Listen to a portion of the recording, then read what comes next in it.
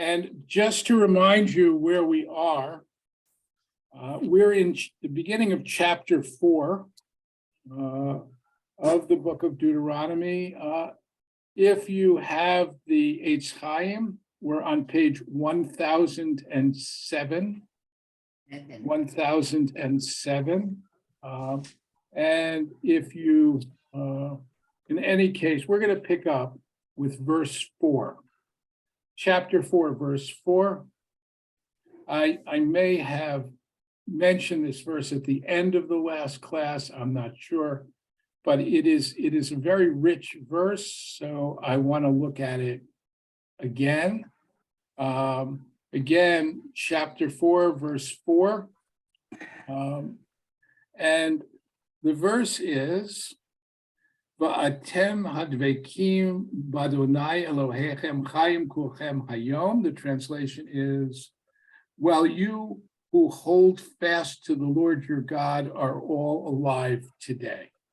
So Moses here is talking about the fact that a generation died in the wilderness, but those who were loyal, who held fast to God, are there and receiving Moses's message.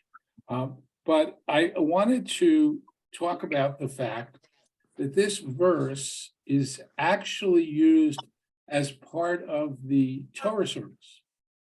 And it's used in a place where not many people would notice it. But if you listen carefully, if you're in synagogue, and you listen carefully when a Kohen is called for the first Aliyah, or actually anyone is called for the first Aliyah, they're called up, Ya'amod so-and-so, may the so-and-so, the priest, the Kohen come up, and then this line is read. Cool.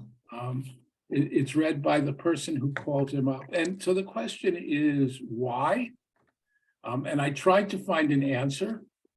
And the closest I could come is from the writings of he's a 19th century Sephardic scholar and decisive, a guy who lived in Baghdad, who's known as the Ben Ish Chai.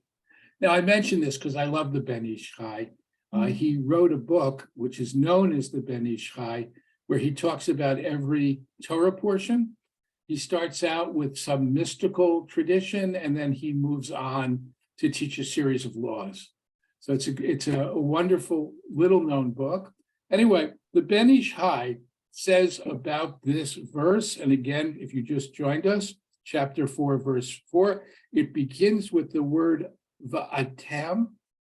And if you rearrange the letters, it spells out, take the second and the third letters of atem, and you get the word emet. Emet meaning truth. So you could imagine that when someone is called up to the Torah, you want to affirm the truth of what is being read. Now, I don't know if that's really the reason we say it, but I thought it was interesting. And the Ben Ish Chai likes to play with words that way. Rearrange them. A lot of what he talks about is the numerical value of the words.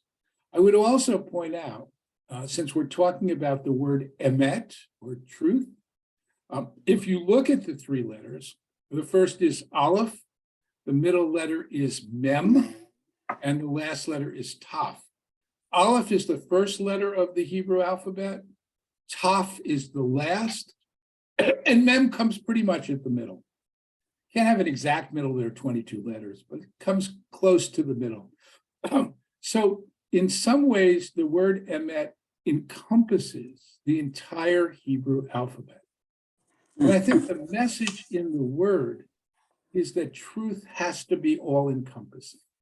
It has to take everything into account, which I think I'm always interested in sort of the Hebrew language, and because it's the holy tongue and you can find all kinds of things in it. Anyway, so it says, and you who hold fast or cling to God, the word is devekim.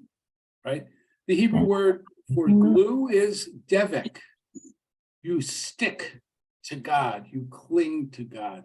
The idea here is not just obeying God, right? But this sense of a desire for real intimacy, real closeness to God. So you're clinging to God. And by the way, having nothing to do with God, you might know there's a sort of a folklore about a dybbuk. You know the word dybbuk from the same root, davek, to cling. A dybbuk is a spirit that would cling to someone, and you want to break that glue and send that spirit away. All right, so you cling to God. And then one more thing on this, and that is the name here. You cling to Yud He Vav He, right? Yud He Vav He is, according to the Torah, God's essential name. It's God's personal name. If you think about, people have different names. God also, but people have different names. You could call the President of the United States Joe or Joe Biden, or you could call him the President or Mr. President, right? But his essential name, right, is Joe Biden. That's who he is. That's uniquely his. Yud He Vav He is God's essential name. We don't know how to pronounce it. The tradition of how to pronounce it has been lost. So we say something else. We say Adonai. Adonai means my Lord. Adonai is not actually God's name. It is a euphemism that we use for God's name because it's more respectful to call God my Lord or the Lord than it is to address God as one person would address another or speak about God that way. Just as we wouldn't call the president by his first name, we don't call God by God's name, even if we knew how to pronounce it. Okay, and the idea here is there's an emphasis in general in the book of Deuteronomy about life. Later on, much later on, we'll see Moses will say, I've set before you life and death, therefore choose life. Right? So you are alive, all of you, today. And now we're going to move on to verse 5. As Moses says, I have imparted to you all the laws and rules that the Lord your God has commanded me for you to abide by in the land, right? So what we have in Deuteronomy, and we're going to have lots of laws, they're really tied, many of them, to the land of Israel. It's a code, and we'll see various laws that are very specifically tied to tithing in the land. There are, according to tradition, 613 commandments in the Torah, right? 365 negative ones, 248 positive ones. A lot of those commandments only apply in the land of Israel. Tithing, for example, the sabbatical year. We'll see these commandments later on. And for us, outside the land of Israel, they don't apply. The sabbatical year, for example, that you should allow the land to lie fallow. We're going to see this, we'll talk about it, but you should allow the land to lie fallow in the 7th year, right? The entire land. Doesn't apply in the United States. If you have a garden, you want to observe this biblical law, you can do what you want, but it doesn't apply. In the land of Israel, it does apply, and therefore there needs to be either you have to buy foreign produce during that sabbatical year, which is exactly what many people did last year because it was a sabbatical year. They would bring produce in from elsewhere.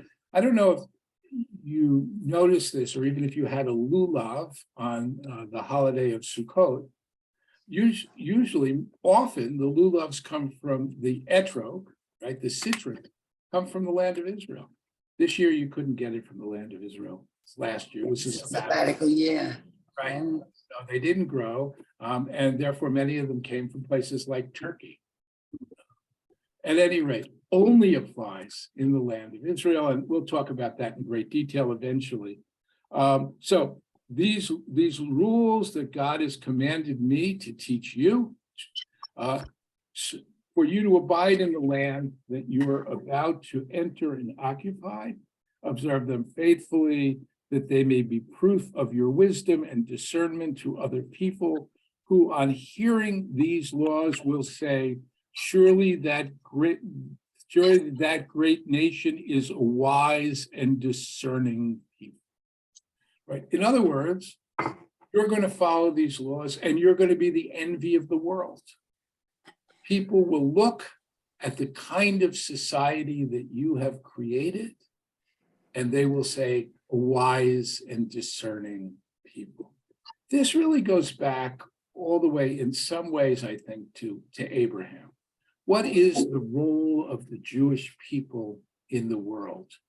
We often talk about the Jewish people as being a special people or a chosen people. The idea is not that the Jewish people are better than other people, but we've been chosen, as it were, to live an exemplary life, that is, to lead by example. And this would be an example of it, that we are to have such a just society based in wisdom, justice, that other people will say, what a great nation, a wise and discerning people. What a great nation there is that has God so close at hand. The assumption here is if you follow the commandments, you will establish a great society and you will be close to God. Or what a great nation that has rules and laws as perfect as all this teaching which I set before you, right? So I'm going to give you a lot of laws. It's what God wants you to follow. You'll be able to build a society which will be the envy of the world and hopefully a model of it. We often think that the United States is or should be a kind of model to the world in terms of our democracy. We offer a vision, I think, an imperfect vision, certainly, but it has been our claim and a kind of faith that we've had about our country. So Moses goes on, take the utmost care to watch yourself scrupulously so that you do not forget the things that you saw with your own eyes and they don't fade from your mind as long as you live. People are to remember what they saw, their parents, right? How do the Jewish people experience things or think about? It's not philosophy. It's not a process of taking basic postulates and deriving things from those postulates.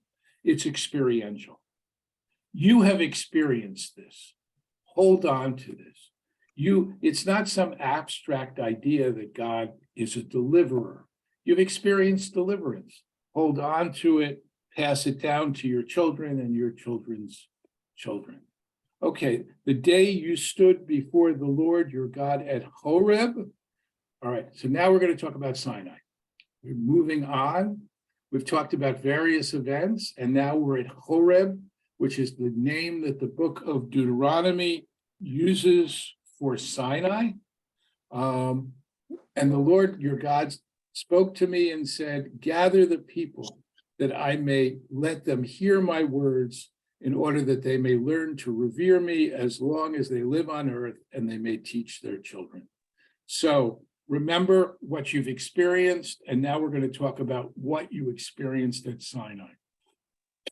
Before I get into that revelation, or at least talk about that revelation, I'm going to pause and open it up for questions or comments, if there are any. Anybody at all? Okay, Barry, Hannah, and Barry. Yes, how are laws that appear more than once in the Torah, perhaps in slightly different form, counted against the 613? That is an interesting question.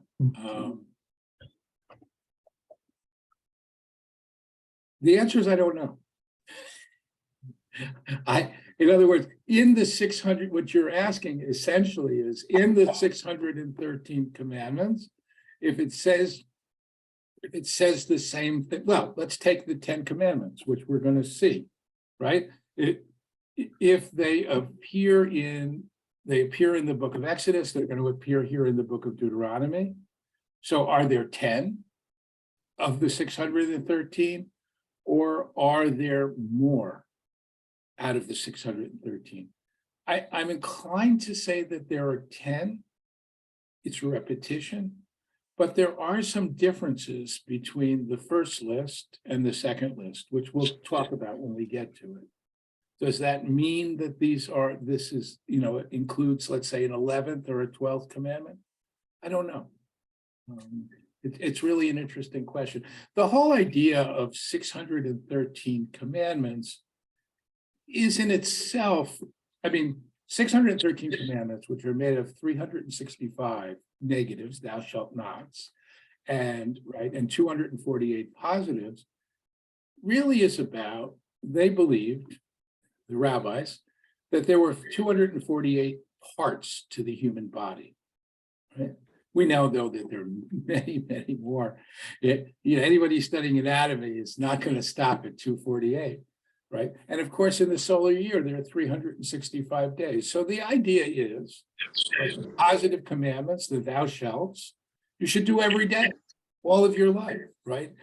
With all yourself, right? With your whole body, with all the parts of it, you should do these commandments.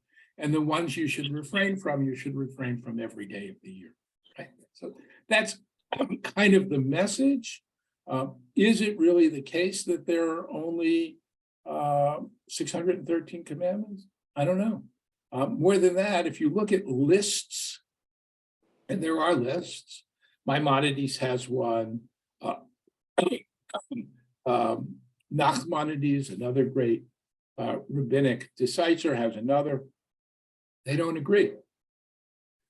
Nachmanides says that one of the 613 commandments is to live in the land of Israel. Makes sense. If there are only laws that can be done in the land of Israel, right? You want to do all God's commandments, you should live there. Maimonides does not include it. As far as Maimonides is concerned, there is no obligation to live in the land of Israel.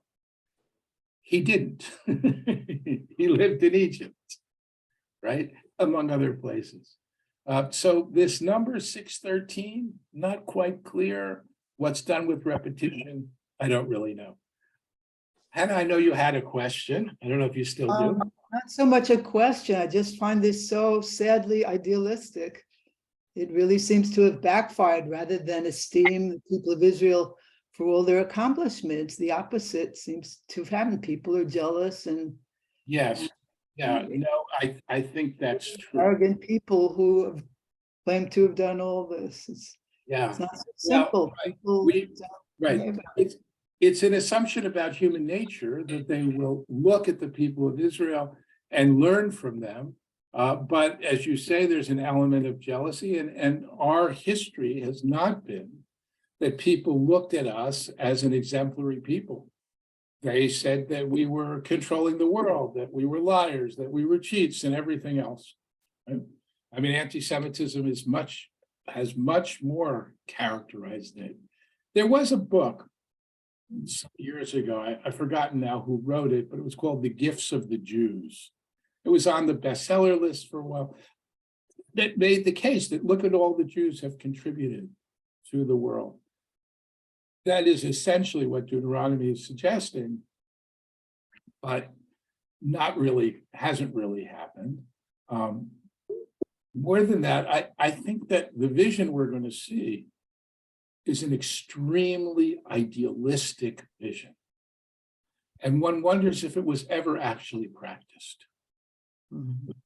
For example, we'll talk about this, but all debts were supposed to be canceled in the 7th year, right? You loan money to someone, comes the 7th year, he doesn't have to pay it back, right? Well, it's good, he won't become more and more impoverished, but that doesn't, it doesn't seem like it's very workable. Why would I loan money to him if he's not going to pay me back, right? And remember, there's no interest, right? You're just doing it to help him. It's a problem. It gets solved later on in the rabbinic period. My point here is this is a very idealistic vision, right? And whether it was ever enacted is unclear. Michael, did you have a question? I'm sorry I came in late, but I was going to say basically what Hannah just said.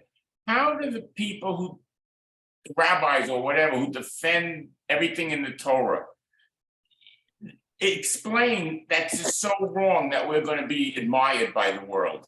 It's not just a bad thought, it's 100% wrong. And how is it explained? Yeah, well, so there are some classic explanations. We're going to see one, actually, in here. We'll see one. And there are others. So I'm going to hold your question in abeyance for the moment. Anything else quickly before we go on? Oh, okay, give me a minute. Okay, I'm going to switch back. Okay, so we're talking about what happened at Horeb. Horeb referred to in the book of Exodus as Sinai.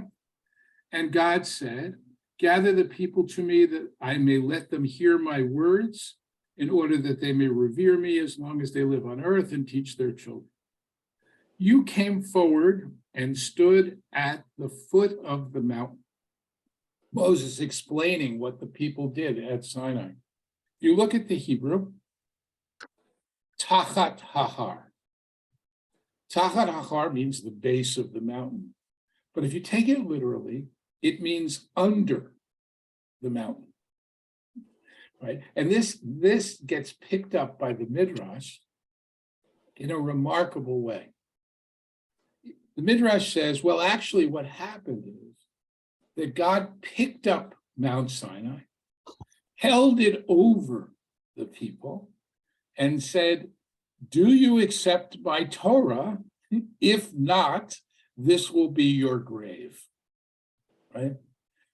Very far from this. Right? But I think the rabbis here, in creating this Midrash, want to make a point that there really is no choice, at least for later generations. We're born into it. We're part of this covenant. We're Jewish, whether we, in theory anyway, whether we choose to be or not. We're bound, we're obligated, we're part of this people. We're bound to follow its laws and traditions, right? There's another Midrash, which is very different. According to the other Midrash, God went to the various peoples of the world and said, I have this Torah, would you like it? And one after another, they said something like, went to the Amalekites and they said, would you like my Torah? And the Amalekites say, what's in it? And God says, thou shalt not kill. And the Amalekites say, no, we can't accept that. We're a marauding group who go from place to place and we kill people. And we're not going to follow them. And so God goes to various peoples and he offers the Torah. And each time there is something in it that they don't accept until God comes to the Jewish people who say, without even knowing what's in it, Na'aseh v'nisma, we will do it and we will listen, right? We're in, we're there. So it's a very different notion of how we come to accept Torah. According to the second Midrash, it's not forced upon us. It's something that we choose. And I would say, if you look back in Jewish history, the first Midrash was probably more true, for example, in the medieval period, where Jews lived by themselves. They really had, if you lived in the Jewish community, you really were bound by it. You weren't part of the larger secular society. You were a Jew, whether you liked it or not. And by the way, if you didn't like, if you try to get out, the anti-Semites would remind you, you were stuck. In the modern world, you're really not stuck.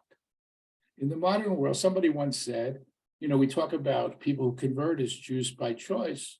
Today, all Jews are Jews by choice, right?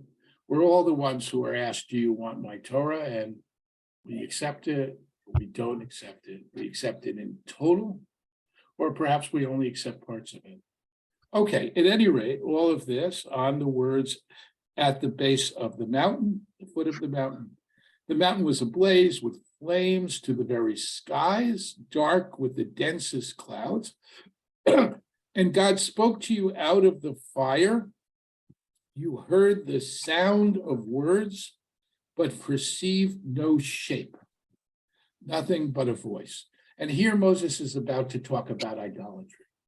And his first point here is, you didn't see God. This doesn't mean, by the way, that God does not have some form. Later in Jewish history, Maimonides in particular emphasizes that God has no form or shape. In the Torah itself, it's certainly unclear. When we say human beings are created in God's image, what do we really mean? Does God have an image? It's unclear. This is not saying that God doesn't have a form, though God may not. It's simply saying you couldn't see a form. Smoke, fire, right? You didn't see anything. What did you hear? You heard nothing but a voice. Right? You hear God's voice, and in fact, we're going to see that it's not even really a message, but a voice. Words, the sound of words. We'll see shortly that the Jewish people say, we don't want to hear God's words. You tell us, they say to Moses. And we'll come to that shortly. God declared to you the covenant, and he commanded you to observe the 10 commandments. And first time we see the phrase, the 10 commandments, Aseret HaDibrot, is here. Though we have these commandments in the book of Exodus, they're not referred to in this way. And this is really where we get the idea that there are 10 of them. Because it really, if you look at those commandments, which we will get to, it depends how you divide them. Whether you get to 10 or you don't, and if you do say there are 10, what exactly are the 10 commandments? To give you an example, it says you are not allowed to make any images of God. That's going to be the emphasis here, or bow down to them. Right? Is making the images what's forbidden, or is it making them to worship them that's forbidden? You could read it as 2 commandments. You could read it as 1. Somehow or other, given this phrase, Aseret HaDibrot, the 10 commandments, or 10 words, or 10 utterances, we're going to have to come up with 10. And that'll mean combining certain things. I am the Lord your God who brought you out of the land of Egypt to be your God is the first one. Is that a commandment? It's not like thou shalt not, covet. It's not telling us what to do. It's simply saying, I am the Lord your God who brought you out of the land of Egypt, right? Now, there are those who would read that first commandment as meaning believe in God. Loyal to God, that's a commandment. Others would say, no, it's just the preamble. We're not going to count it. So even saying there are 10 doesn't exactly tell us what's what. This is a covenant. The 10 commandments represent this covenant and to a certain extent embody it. A covenant is a treaty or an agreement, in this case between God and the people of Israel. There have been a series of covenants. This is the third of the covenants that we see in the Torah.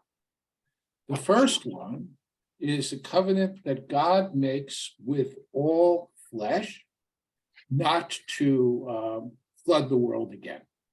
Takes place after the flood. Noah comes out. God says, the seasons will endure. Never again will I flood the world. And as a sign of that covenant, I'll put the bow in the sky, the rainbow. Right?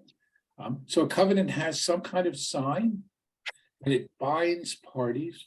In that first covenant, God is bound, but humanity is not. Right? That covenant is just a promise from God. What did the people have to do? Absolutely nothing.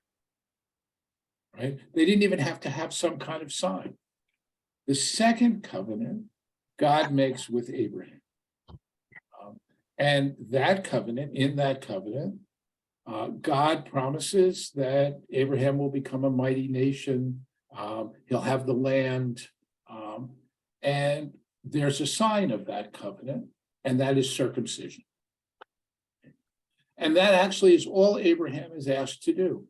God makes promises, Abraham has to circumcise, which is a symbol of the covenant. This is the third one, and here we have to do a lot.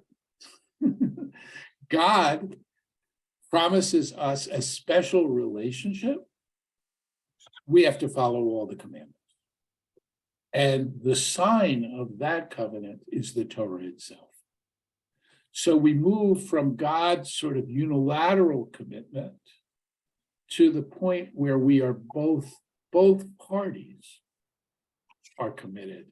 And a lot is expected of the descendants of Abraham that wasn't expected of Abraham. Okay, so it's interesting, actually. We talk about things that weren't expected of Abraham.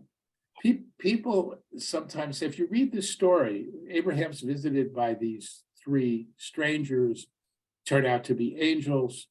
And Abraham says, come in, sit down, I'm going to give you a little something to eat. And he brings cheese and he brings meat. So what's that about? What, Abraham didn't keep kosher?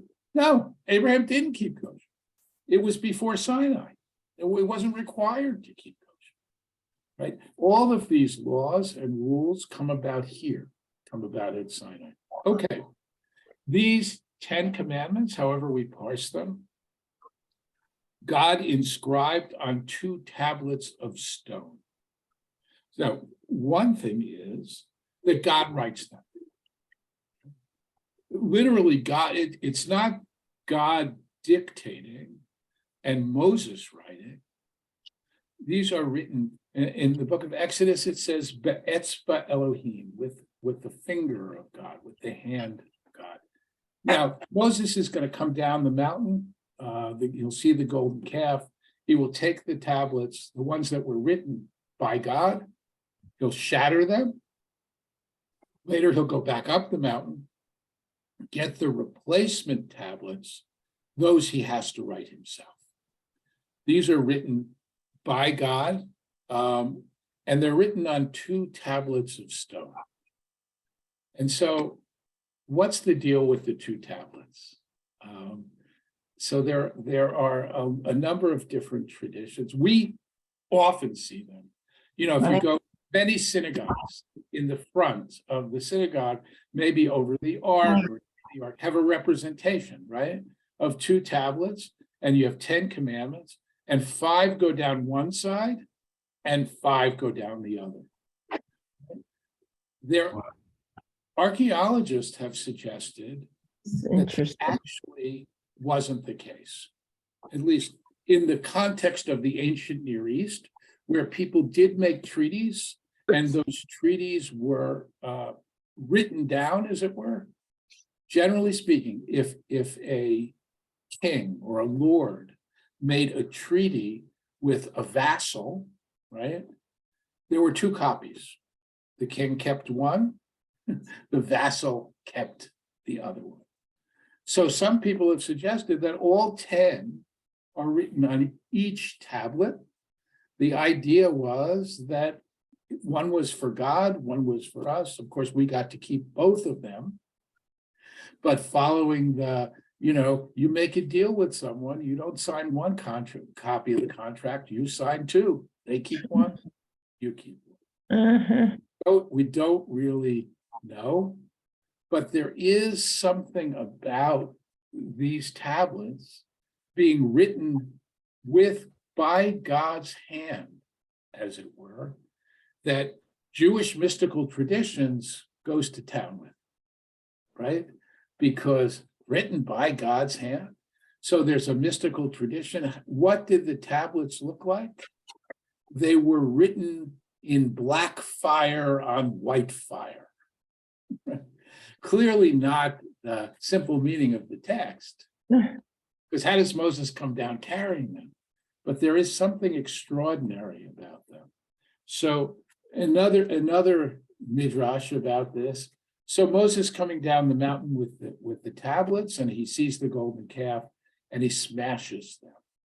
And so the midrash is a little concerned. How does Moses is bringing these holy tablets down and he breaks them, right? And God doesn't even seem to punish him for this.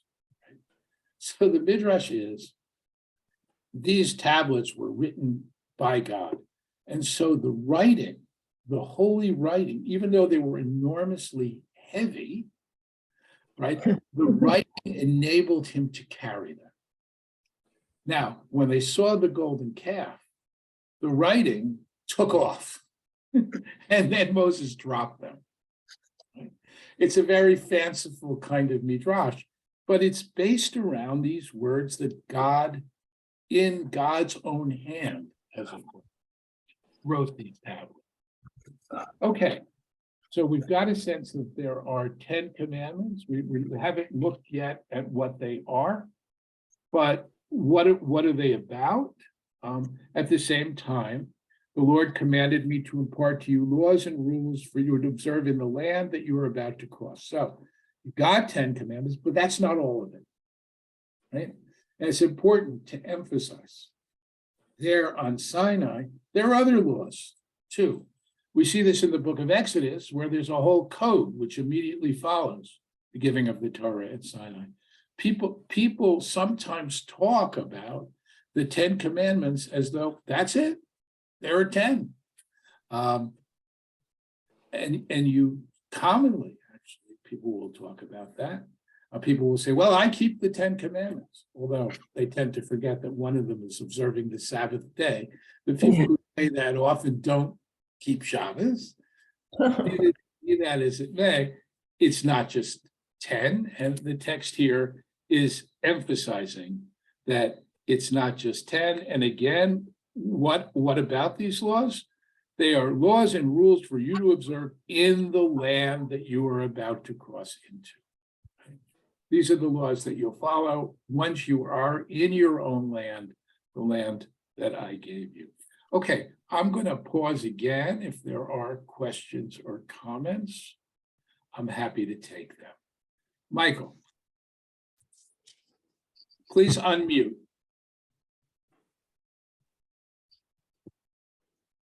There we go.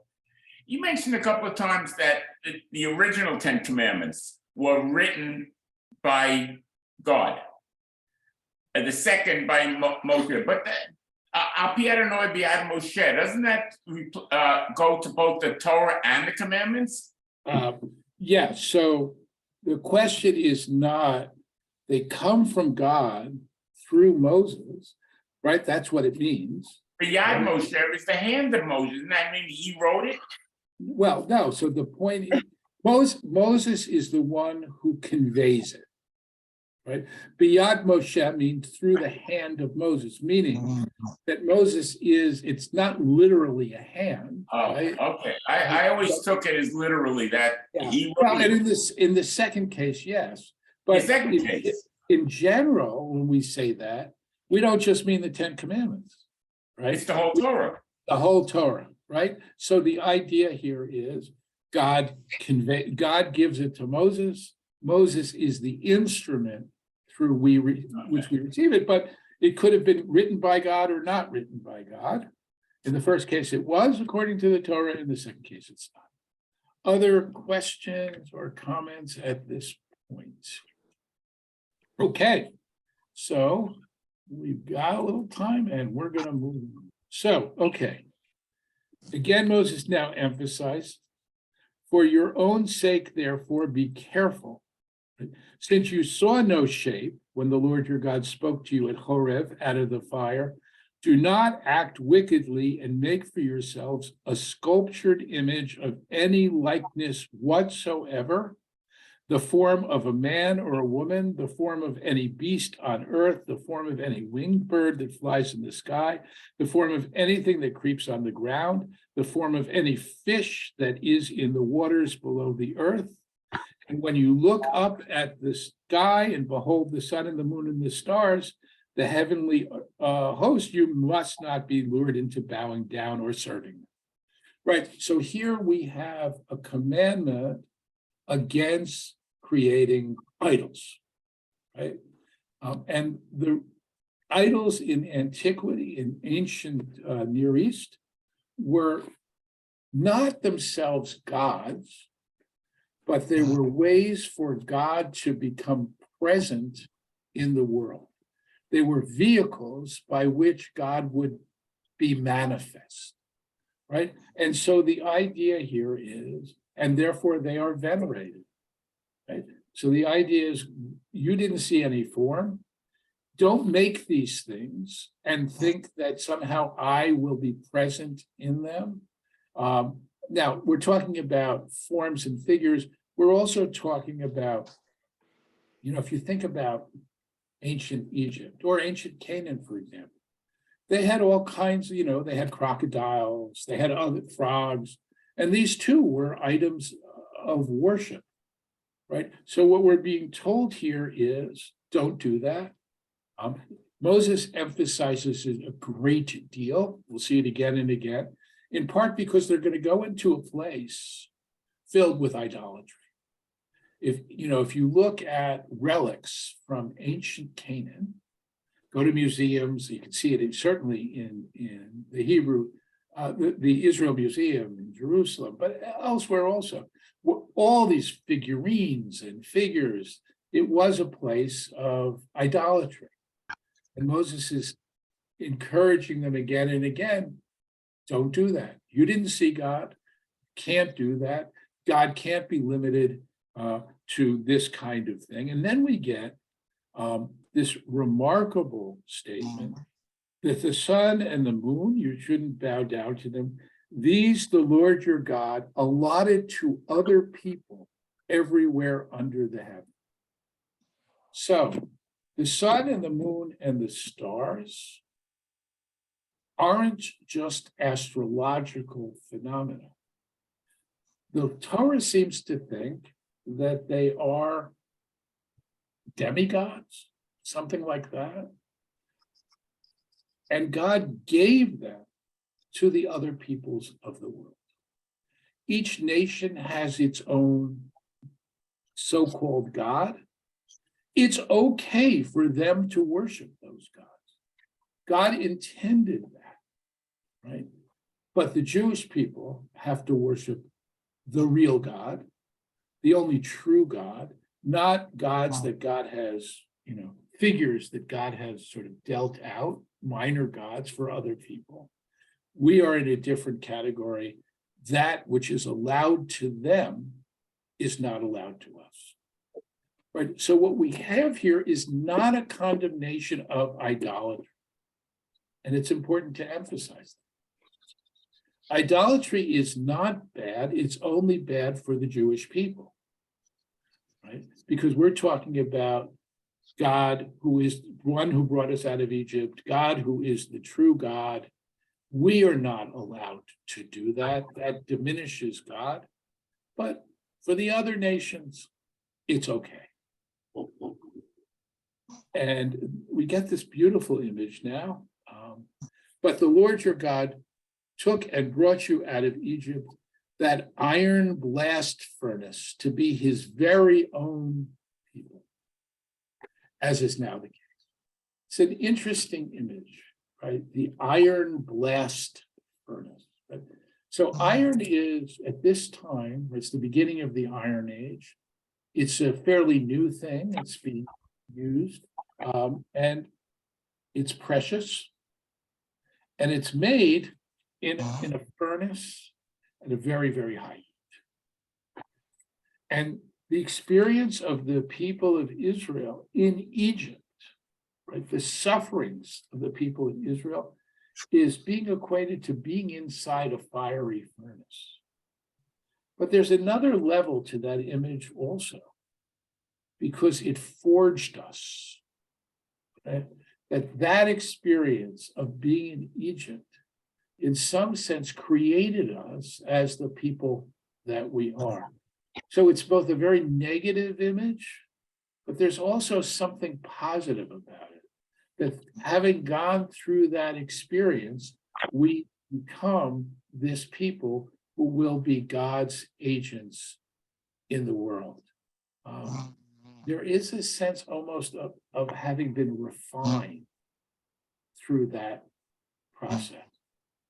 I think of the High Holiday, one of the Pew team, like, like clay in the hands of the potter and like glass, and they, right, somehow going through this process. And we're told again and again, to give you an example of that, we're told again and again, right, that we should care for the stranger because we were strangers in the land of Egypt.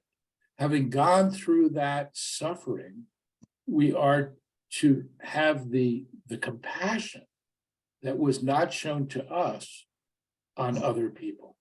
Okay, so I'm going to end there for the moment, and I'm going to open it up for any final questions. Anybody at all with any questions, comments, reflections? If not, good to see you all. I want to wish you a happy Hanukkah, again, starting Sunday night. We will have class as usual on Tuesday. Feel free to bring latkes or sufganiyot or donuts or to nosh on. I would serve you some, but given that it's virtual, you're on your own in terms of that. And other than that, give me 1 second. I want to put this down. I saw something in the chat that I want to close. Okay, so again, happy Hanukkah. I look forward to seeing you next week. Happy Hanukkah. Thank you. Thank you, Rabbi. Yeah, you too. Bye. Sameach.